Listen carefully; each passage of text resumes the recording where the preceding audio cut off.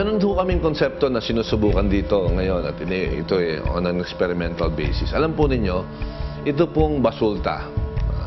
Ito po ang isa sa pinakamayamang fishing ground sa Pilipinas. Ano po? Ito pong Basilan, Sulu, Tawi-Tawi. Pag tinignan mo po sa mapa, ito po yung richest fishing ground, highest production in the land. Pero ang tanong, bakit po ang mga tao dito may hirap? Yun po yung magandang tanong no?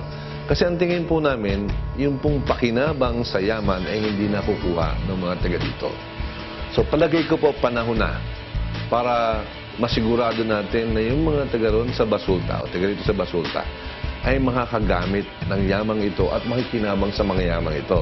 Kaya po we want to maximize the potential of these people to generate income out of these resources, no? So, kagaya nga po ngayon, pinuntahan po natin yung tungkil. Ang dami po doong iba-ibang uri ng shells. Ang dami po doong iba-ibang uri ng crabs.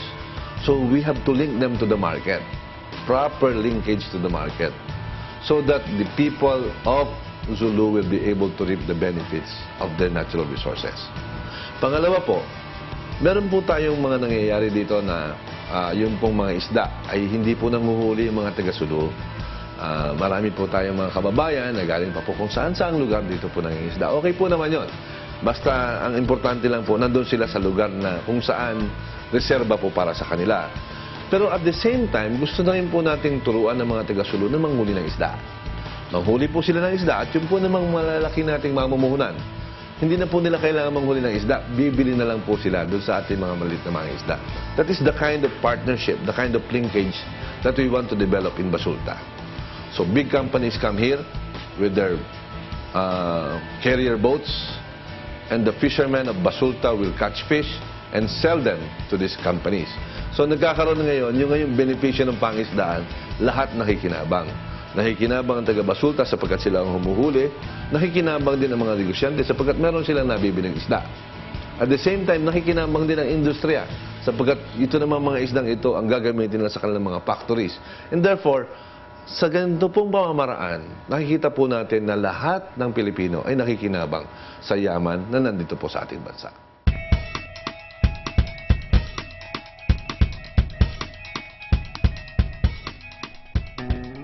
Alam po ninyo, pag makikita po niyo yung fisheries data natin, talaga pong malinaw doon na ang number one contributor sa fisheries production ay ARMM. Number two po, yung Mimaropa. No? Pero pansinin po ninyo, tinitingnan ko po yung aming budget nito mga nakaraan. Ang isa po sa maliliit ang budget yung ARMM. And of course, Mimaropa. No? I think they are not getting the right share in the budget. Okay?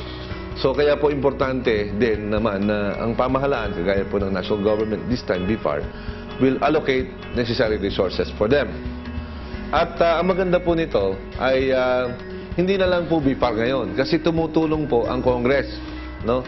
Yung pong ating mga district representatives kasama po yung kanila pong part of their fund, yung kanilang development fund is being allocated by our congressman to this effort also. At pati po yung LGU, no? Kasama po natin ngayon po hindi na nga po tripartite kasi pati po ang bago nating gobernador ng ARMM, ano po, yung ating bagong regional governor, si OIC Governor Hataman, nag-usap na po kami, ang mangyayari po dito, 4 na pong partnership to. Meron na pong national government, the regional government, the congressional districts, at saka po yung mga local government, working together, along with the private sector, to make sure that the benefit derived from these natural resources will be felt by our people. Ito pong ginagawa natin sa Basulta is part of our framework. Tawag po namin, hindi pa po ito formally launch, ano? Pero ang tawag po namin dito, pinagkukwentuhan po namin, tawag po namin dito, isda para sa kapayapaan. O in other words, fish for peace. Ibig sabihin, no, itong pangisdaan ang pwedeng maging susi. Kagaya din po ng marami pang susi, hindi naman po pangisdaan lang, edukasyon.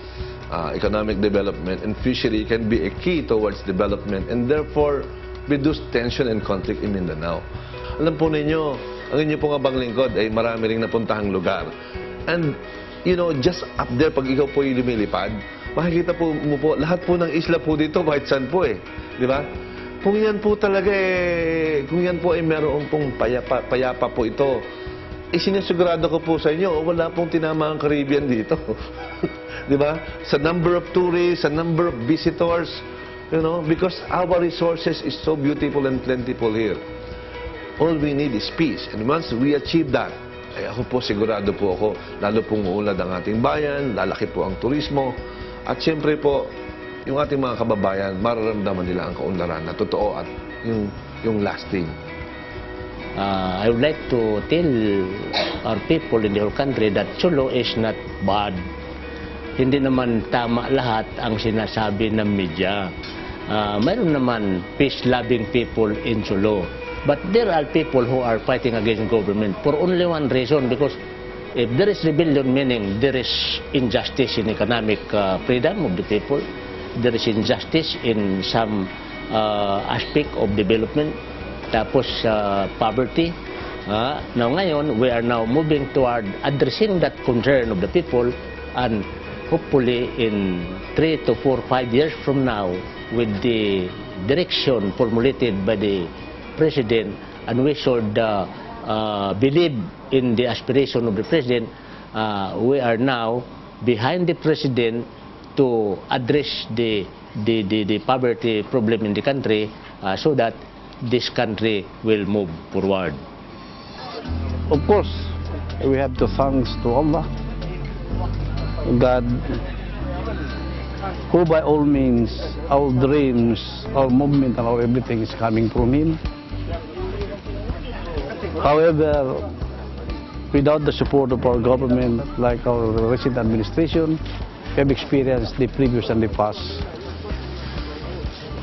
that our movement for growth is very slow. But now, sabi ni Pinoy sa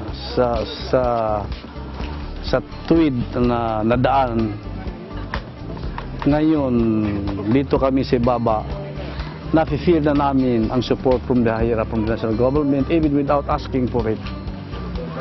The voluntary come down to look into the needs of the constituent in the 4 provinces, like in Sulu or in Siasi itself. So because of this, we are confident that we, the chief executive in our respective area, we have something that we can rely to support us, to give livelihood into our people. If we really want to succeed, all the officials from the governor, mayors, barangay captain, member of Congress, we have to really have one common objective. But we have to learn how to upgrade our maturity to yung politically matured dapat lahat ang mga leaders dito. Now, sinasabi ko, let's do something, kanya-kanya tayo, because as governor, they have their own role, member of Congress, I have my own role, other head of offices in other basic organs of government have their own roles. So let's all do something parallel, moving toward the same direction. Pag ginawa natin yan, I think people will be satisfied, and we are answering to their aspiration, because what they want is for their leaders to do something to address their problem. And if we are going to do that, hopefully, not just in Sulu in particular, but it should be done nationwide. So if we can really do that, throwing the line of the policy and principle of the President sa matuwid na daan, so there is no reason na hindi natin malulutas ang problema ng bansang Pilipino.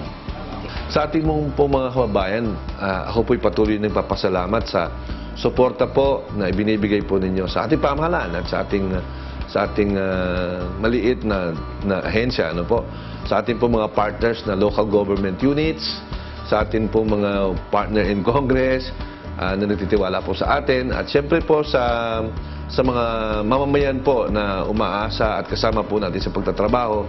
To my fellow workers in government, nagpapasalamat po kami sa malaking suporta at tiwala na binibigay nyo sa aming munting tanggapan.